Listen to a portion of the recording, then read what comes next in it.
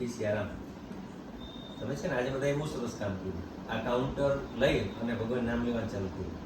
પણ ભગવાનનું નામ લઈએ ને એટલે શું થાય ખબર? ક્યારેક ક્યારેક બહુ મજા આવી જાય. હા, કેટલું સુકૂન મળે છે, કેવી મજા આવે છે. આપણે ભગવાન નામ લઈએ. પણ ક્યારેક ક્યારેક બહુ કંટાળો આવે એટલે આપણે છોડી દઈએ. પણ ભગવાનનું નામ લેવામાં સાતત્ય બહુ જરૂરી છે. કન્ટિન્યુટી સતત છે ને ચાલુ રાખવું. અને ફળ એનું તમે ભાવથી લો કે કુભાવથી કેટલું જ મળે, હે ને? તુલસીદાસજી મહારાજે બહુ સરસ ચોપાઈ કીધી છે.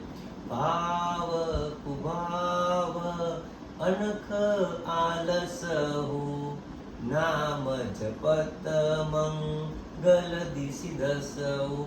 ભાવથી જો ભજો, કુભાવથી ભજો, આળસ થાય તો ભજો, કે બહુ ઈચ્છા થઈ જાય ને ભજો. પણ નામ જાપ કરવાથી મંગળ 10 દિશાઓમાંથી આપણું મંગળ જ થાય છે.